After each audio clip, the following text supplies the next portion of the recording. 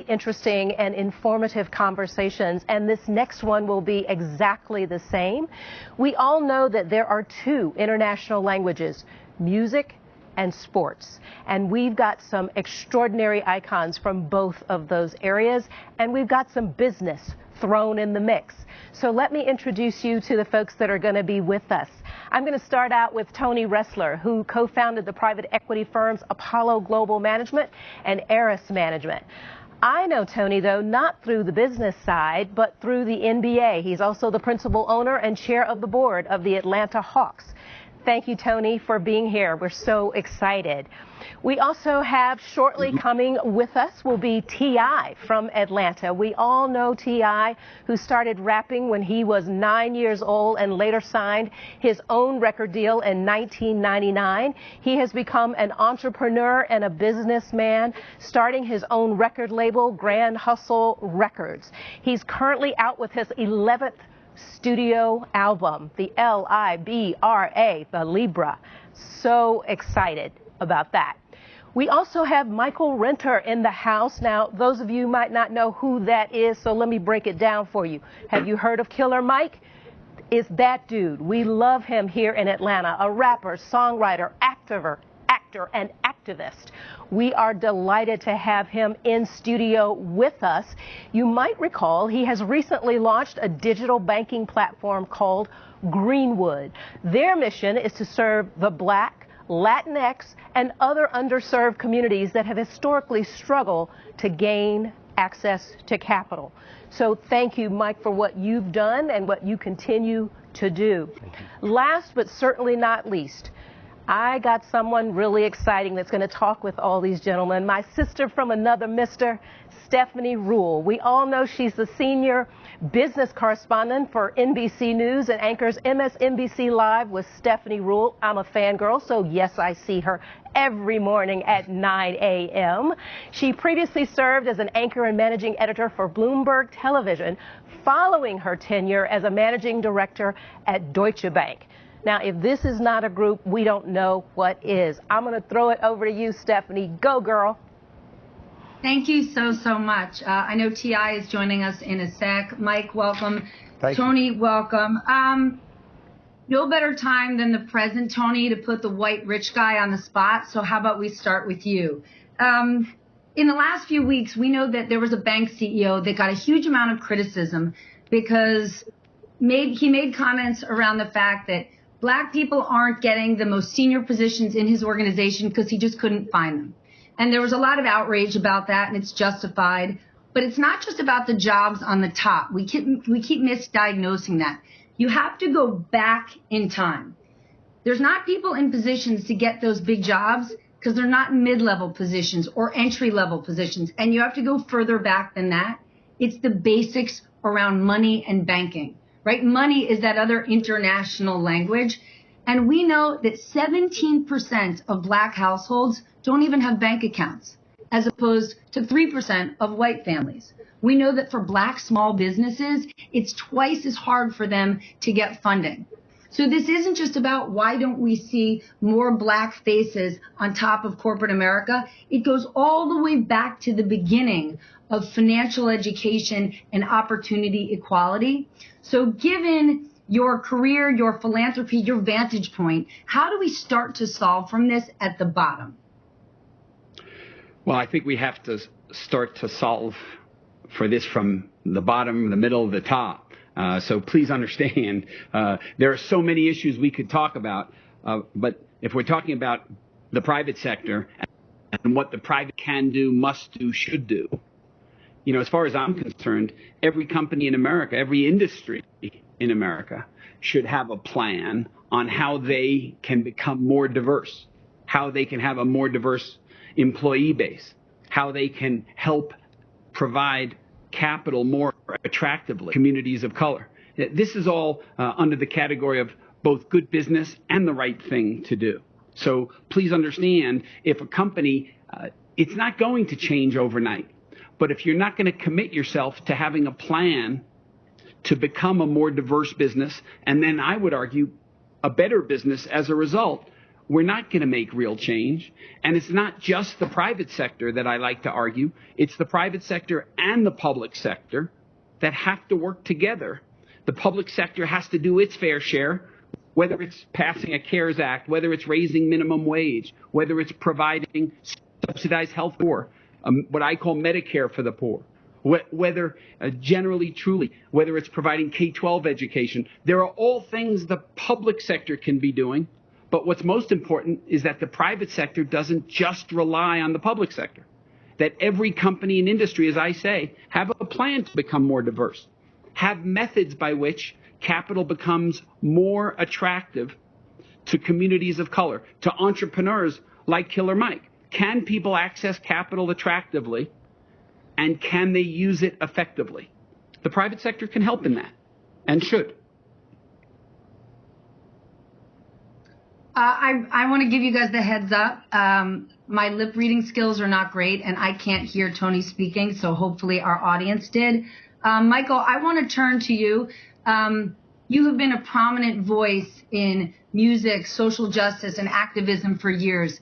And when George Floyd was killed and you were speaking in Atlanta, you talked about people needing to activate and create positive change. We assumed you were talking about social justice, criminal justice reform, but you're actually taking action in the banking and finance world. Can you speak to that and explain to our audience what you're doing? Absolutely. Just making sure, like kindergarten class, everybody that can hear me raise their hand, because I heard Tony. Okay, I can cool. hear you. So I want I hear Mike.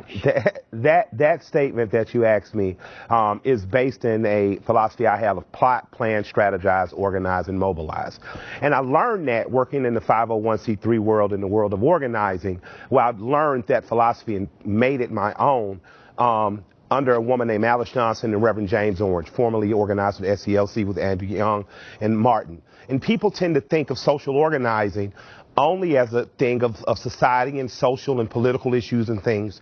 They tend not to understand that in Martin's last years, his final 2 years, he talked about ending poverty, talked about leveling up economically an underserved community, blacks who had been basically locked out of being able to be capitalists in this system or being able to practice any type of effective capitalism past the communities they were locked in. He understood how that shrinking also shrank greater society, stopped people from involving with one another. So Tony and what he was saying is absolutely right. You have to attack this problem on every single level. I would challenge the Wells Fargo CEO to adopt 3 classes in Atlanta and kindergarten and walk those kids through the next 13 years of school, specifically focusing on them and their families, financial literacy, intent on graduating his next sphere. I would also challenge him to do much like Brother Robert Smith did and underwrite a class at Morehouse or Clark, or help to restore Morris Brown, specifically targeting building financiers. And then I cherry pick from other companies that are successful. There's a capitalistic society. I go to black banks that are successful, look at the people running them, and figure out a way to do business with them in order to strengthen their bank and take some diversity in my own organization. That's something that he's true to, because this is the conversation we have on a biweekly basis when I call him for mentorship. I think that what we have lacked is the opportunity in this country due to racism, segregation, redlining, things of that nature. I think Tony is exactly right. Michael V. Smith are exactly right when they say that the private sector has a responsibility to be accountable, not only for philanthropic reasons, but what it does is you grow more talent.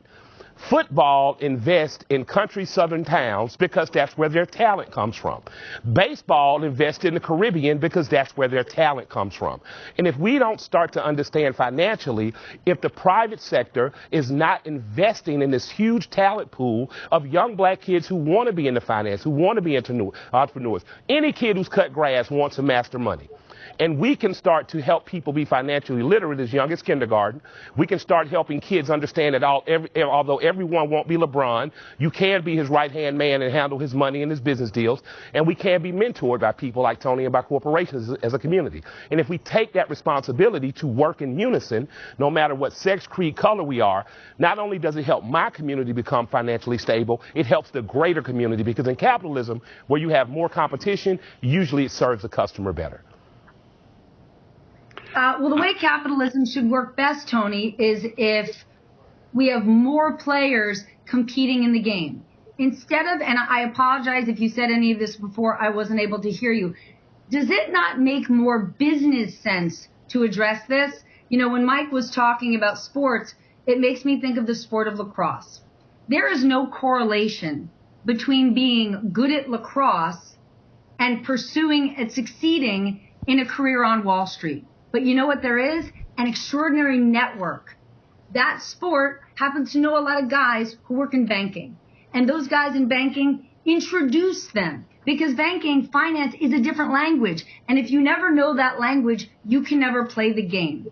Does it not behoove a truly capitalist society to say, we need to teach more people this language so we can get the best players in the game? So I'm thrilled to repeat myself, by the way. And happy to. But, sorry.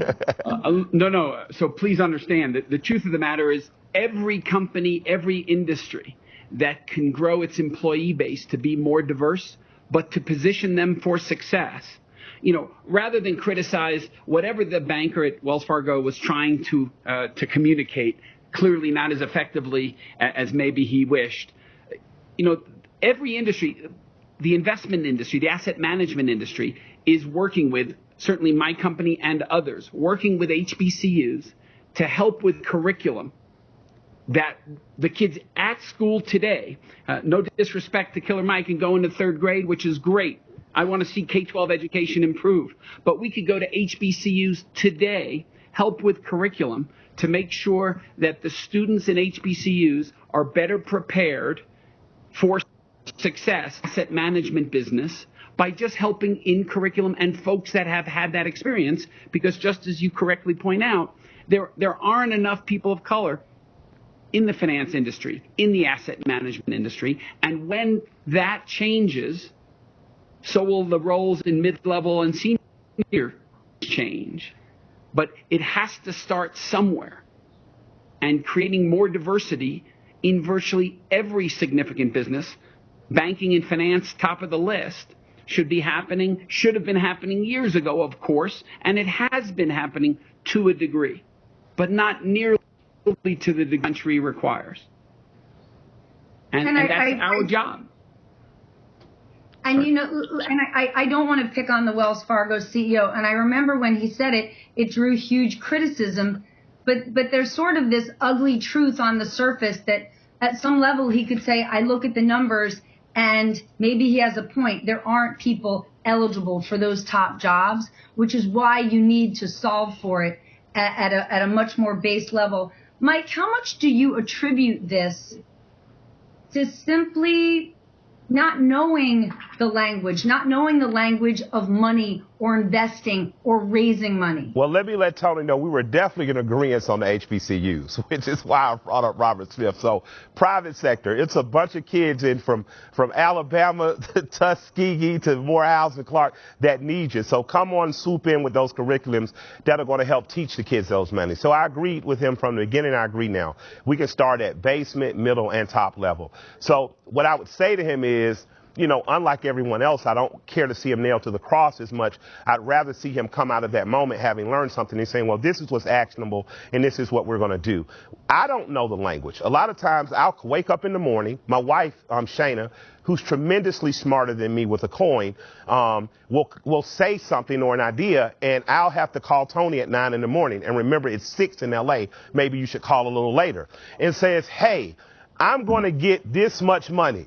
My instinct says I make enough money yearly, okay, we don't want anything extra. Maybe I should put that away and focus on not pulling and buying a new Lamborghini or Ferrari.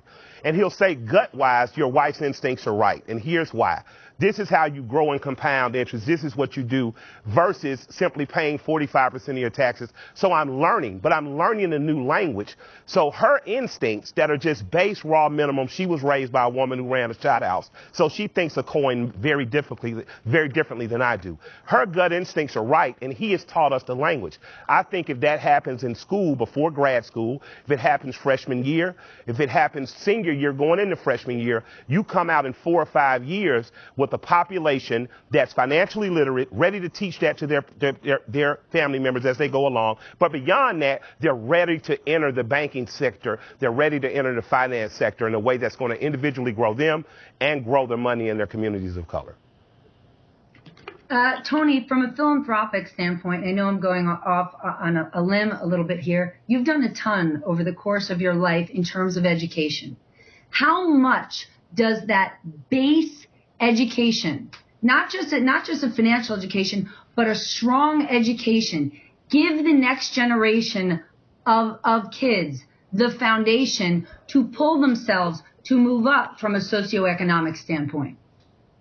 A quality K-12 education, access to affordable college or career studies is critically important, and everyone knows it. The question is, how do you improve K-12 education? But just one example, to Mike's point, why isn't 12th grade, every high school senior should graduate with finance under his or her belt that says, here's how I open a checking account, here's how I take out a small business loan, this is the importance of compounding in my investment account. No one takes and is required to take finance as a senior in high school and comes out and doesn't know how to take a car loan or open a checking account. What am I missing?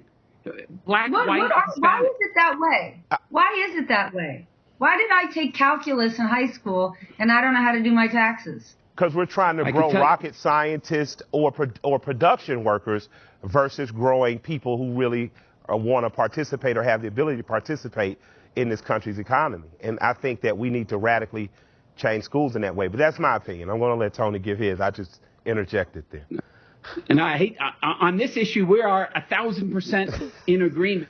Listen, Bill Gates passed and funded, from what I understand, trying to put science, math in high school across this country, in curriculums across high school. I salute that. I welcome that. But basic finance that says when you come out of high school, you know how to buy a house with a home mortgage, open a checking account, you know the power of compounding, you know the difference between a stock and a bond. This is critically important for this country. It's critically important for people of color coming out of high school. It's critically important for white people. It's critically important for Asian people. But the reason this could be more complicated than they're willing to discuss today, but that curriculum should and could change. But it's all part of sending the message that, frankly, folks like Mike are far more influential than folks like me, which is we have to introduce basic financial literacy across this country, and it will help people better themselves. And the private sector and the public sector should be teaming up to do just that. And people with real voices should be using them. Absolutely. But Tony, I think that's maybe the most important point. While Mike has tremendous impact and influence, it's the partnership with people in your position that are really going to get us to the next level. Michael, how do you look at, right? So 9 months ago, before COVID hit, we may have been missing the boat on some of our economic vulnerabilities because it was a huge, quote unquote, win for our economy that the unemployment number was so low, that black unemployment had made such great strides. But a job doesn't mean it's a job that can support you. Because all of a sudden COVID hit and we saw it disproportionately hit black and brown communities. And even many people that had a job didn't have enough to support themselves. So having a job, isn't that putting scotch tape on a much bigger gaping hole problem? Absolutely. Considering or looking at it like, well, at least you got a job is not the good enough. At a certain point, the goal shouldn't be to cure cancer. It should be to prevent cancer. But since we're living with cancer, we have to admit that at one point, 100 and something days ago, 200 and something days ago, it had gotten better and my community got a glimpse of some stability. But the truth is we have never been stable. We were not stable during times of slavery because we were used as economic commerce.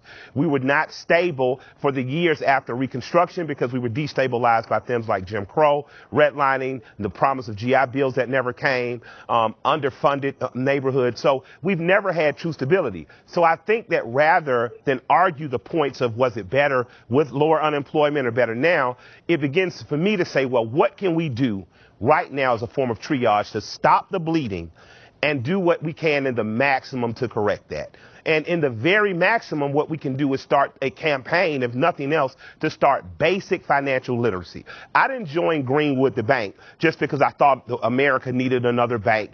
I knew that there were special problems on Martin Luther King, a couple streets up from where I grew, a couple streets up from where T.I. grew up. There were special problems there. We saw banks move brick and mortar locations. We saw liquor stores and check cashing places come in. We saw families that were moving with $200 a week all of a sudden have $160 because they were being charged 20% on $1 in cash checks. So my thing was, if there's a digital platform that will provide an opportunity for people to keep all their money so that instead of spending that $40 simply to cash, they can now save 20.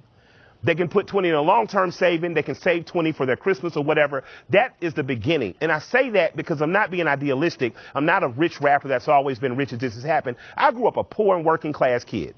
From 3 streets from Martin Luther King. I grow up there. My grandparents, who grew up on pennies in the very rural South, managed to save enough money to buy one rental property that helped subsidize raising my sisters and I. Now, that's not the old American dream of MTV Cribs, but that is the very real American dream of we are at the start of wealth for our community. Black people are only 57 years free. And the generation that's my age, that's in mid-40s and mid-30s up to mid-50s, are going to have to start seeing ourselves as a foundational cornerstone for our grandchildren versus saying, I want it all now. We're not going to get it all now. If you are fortunate enough to make hundreds of thousands, $1 million, or to gain any asset to leave to your children and their children, you should not only be learning about financial literacy at base level, you should be learning what a trust is. Because I knew at 24 I was too stupid to keep anything my grandparents left me, so thank God they waited till I was in my 30s before they died. Because if I would have been 24, I would have just sold my grandma's house, which is now worth triple the value, and my sister lives in it and can now pull out equity and make sure her son has a better education. But I didn't know that because I didn't know that from school. I knew that because 2 old people who were burly with money raised me. So I think that on a very base level, people who look like me, people who are my age, can start taking the self-accountability of learning to be financially literate. We can start making sure our children are. And from the public and private sector, we need allies and we need people investing in us and investing in our communities so that we can start to generationally grow in the way that America has promised and given every other group. But we have only had 57 years of a peek into it. Michael was blessed with grandparents who were focused on wealth creation, even if it wasn't a great deal of wealth. T.I., to Michael's point, we need to make sure that next generation is financially literate. How do we do that if we are not? How do we start to turn the page and not just ensure that people have jobs, but that they understand wealth creation, real estate, owning your own real estate, starting being an investor doesn't mean that you're wealthy. It means that you're building a foundation. How do we start getting the African community there? Well, I think that I believe there are 3 things that plague our communities that kind of keep us downtrodden, especially financially. That's the lack of education, the lack of opportunities, and the lack of exposure.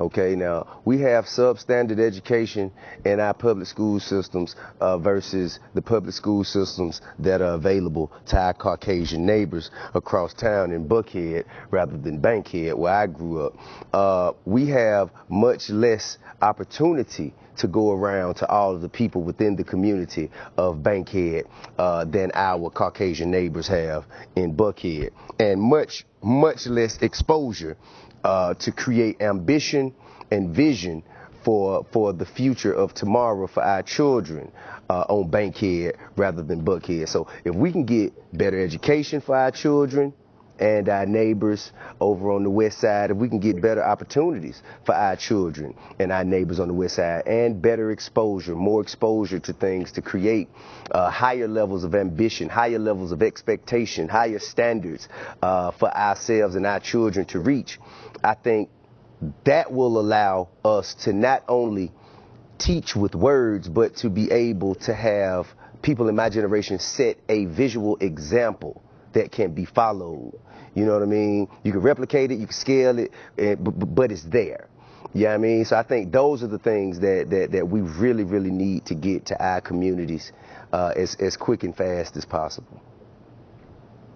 Tony, what do you think, especially as it relates to business creation and real estate, right? When we have particular communities, generation after generation, living rental lives, they don't build anything. But again, to what T.I. and Mike just said, please understand, this is a public and private discussion. As T.I.'s point, you have to improve K-12 education in minority communities. You have to improve to affordable health care. You have to push the public sector, just as you're highlighting. We have to, every meaningful player in the private sector has to lead by example. And becoming more diverse and helping in financial literacy is all part of the issue. And by the way, people like I and Mike, and please understand, these guys are not just in the musical world. They're supposed to lead by example and are as entrepreneurs. Damn, every NBA player, 80% of the NBA is African American, making over $8 million a year on average. Think of how special each one of those should be, the entrepreneur of their community in their post-playing days, with just a bit of financial literacy and focus. And believe me, every one of these NBA players has the intelligence, the competence, the ability, and mentorship available to them. And truly, being the entrepreneur of your community often does a lot more than sometimes just being the best basketball player in your community. Mike, maybe I'm naive, but COVID exposed so many failures in our society, specifically in our education system, in the substandard education so many kids are getting. We're seeing it happen at this very moment. At this very moment, my 3 kids are in person, going to their schools and getting basically the same education they would get any other year. Yeah. We are seeing poor kids in this country, specifically in African American communities, not even get their basic education. Is there a chance that there is a silver lining here, that we're in such a crisis, we can take these ingredients that you're discussing and actually create that change, one that should have happened years ago but didn't? What I would like to see happen, I'll tell you about Atlanta. So T.I. and I are both from the West Side. The West Side is an enclave, an African-American enclave. I specifically am from the Collier Heights, is an African-American enclave created by African-Americans for African-Americans. We also know that as technology crept up, it got left behind, fiber optic wiring, cell towers, things of that nature. What I would ideally like to see in Atlanta happen, say in the next 180 days, is you take a company like Figures Wireless, which is, I think, the only black wireless cell phone company. If you need them to partnership with the bigger company, partnership, but if not, I think they could do it themselves. You get Figures, a contract with city and state, to wire that whole side of town up, which would then take a whole district, a school district named for John Lewis, and it would make it, from a wireless standpoint, equivalent to what happens in North Fulton, where kids can get on wireless easy. So even if kids can't pour back into qualified schools like Frederick Douglass or Gene Childs Young School in the physical, what they will have is the proper wireless in their homes. A company that's in the company to make money, but that understands that community needs, Figures Wireless could facilitate that. And if the school board and city could find the money to do that, that would be an amazing win, until those children could then go repopulate a Frederick Douglass High School, which is a big enough school, I think, for 2,000 kids. So not only do you have competent kids coming back that have not missed a step, you would then have a school that opens up, has some financial literacy courses in 11th and 12th grade, and also in the basement would have mechanical drafting like it once did, welding like it once did, and art, where I learned all my financial literacy from an art teacher who owned a funeral home and a bunch of land around the Georgia Dome. Mr. Murray. I'll tell you something else.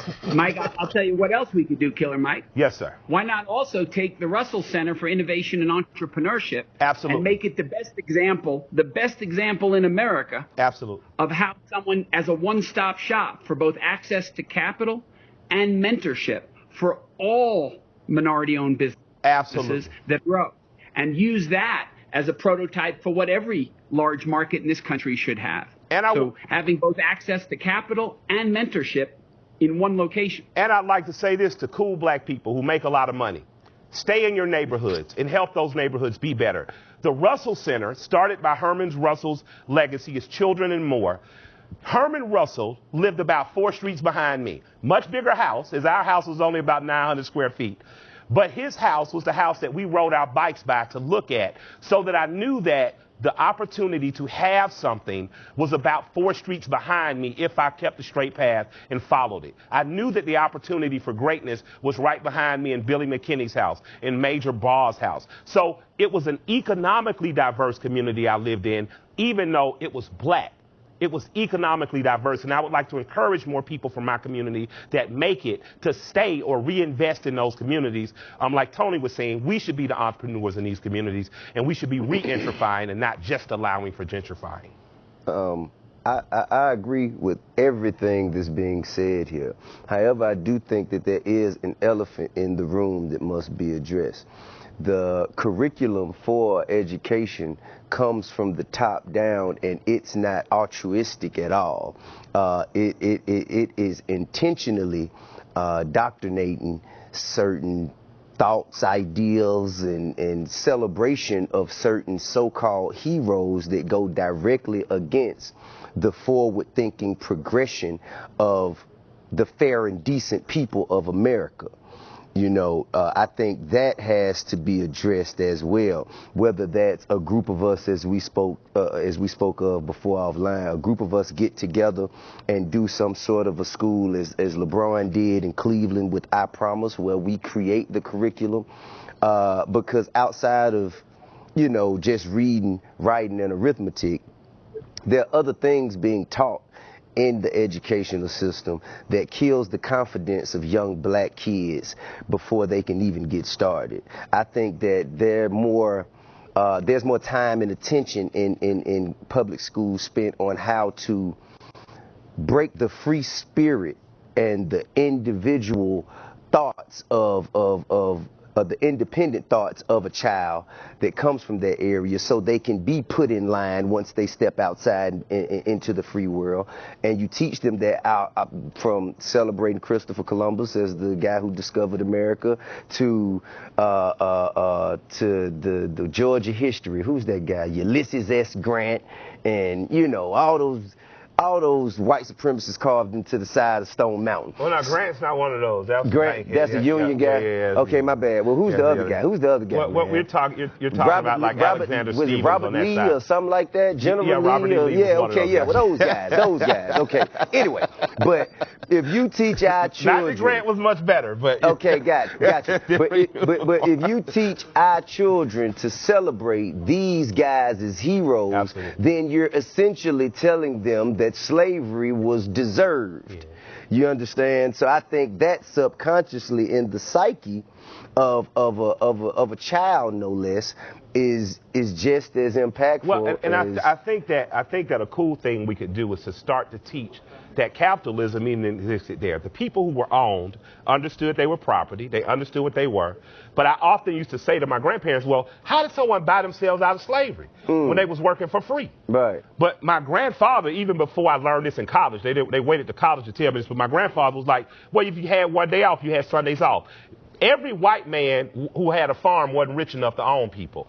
They could rent themselves out to someone else. They understood I am valuable, the skills I have, so you need a fence built, you don't own anyone. I'm going to charge you to build this fence. Then I'm going to split that with the person that owns me. I'll use my savings to not only buy myself out of slavery, to also buy my family. So I just want that said, because oftentimes when we speak of being enslaved, we speak from a total place of victimization, as though these people had really been regulated to beasts, and they weren't able to think, and they were able to think all the way through. And even though they didn't master themselves or their own bodies, they mastered finance as early as being able to accumulate enough wealth to buy themselves out of freedom. And that is a radically different teaching that all Americans should know. True. That enters two human beings versus a human being making someone simply a beast. Now, when you say that, that's definitely a different, is viewing it through a different lens. I think that's kind of, you know, the micro rather than the macro. I'm trying to say. No, I agree with you. I was just saying, in addition to the unteaching, we got to teach that black people been about money a long time. Absolutely. I mean, we've been taking the worst and making the best of it forever. That's the same way. That's why trap music is here, because of the crack era. Absolutely. You know what I'm saying? The crack era we made more money off rapping about crack then people made on crack. You see what I'm saying? So we've always been making the best of a bad situation. But I'm saying, like, as Malcolm X taught, anyone who's still depending on their oppressor to educate their children is lost. Yeah. You see what I'm saying? You would never in a Jewish community find Jewish parents sending their children to a school that celebrated Hitler and praised him as a hero. Absolutely. You just would not do it. However, African Americans or black people, we do that every day, and I think that is a huge part of the cycle that we're stuck in when it comes to education. Tony, I want you to help us make the business case of this public-private partnership, that it's not just about businesses are so successful, they should give back. Help us understand why it makes sense for business. Look at Atlanta. If the city of Atlanta was bigger, stronger, better, smarter, when people came into town to go to Hawks games, they wouldn't be going to the game and then leaving again and going back out to their house in the suburbs. And now, if you invest in communities, in cities, in businesses, everyone will thrive, including that business on top. So it's not just a philanthropic effort, it's a business case. Listen, the private sector should do what they think is both the right thing and good business. And by the way, as T.I. is saying, the private sector should influence a changing curriculum in public education. No question about it. And just as an aside, if you look at Wing today, and I'm not trying to brag or anything, but if you look at what we're doing in State Farm Arena right now, Atlanta and Fulton counties had a real problem. It just, coincidentally, it's not a coincidence. I don't want to be cynical. You know, African-American communities had 3, 4, 5-hour waits to vote. You come to State Farm Arena, you're in and out in 90 minutes. That's a public-private partnership. We're getting over 20% of the voters in Fulton County putting their vote in Fulton County at State Farm Arena. And by the way, we have 300 Hawks employees helping that go smoothly. Yes, we are proud of it, but that is a public-private partnership that is making voting go more effectively in Fulton County. That's a good thing. And there's a whole lot of good things that the private sector could influence the public sector to do, and it will make for a better country. And it's just that simple to me. Tony, you should be proud of it, and I'll tell you, we are certainly grateful for it, because the work that you're doing, T.I., Mike, the advocacy and the efforts that you are putting forth is certainly going to help more people rise, and definitely the next generation. I want to thank all of you for participating today, and of course, as always, I want to thank John Hope Bryant. There is no other person in this country taking on income inequality and financial literacy quite like he is, and I'm lucky to know him. Thank you guys so much. There's no doubt. Thank you.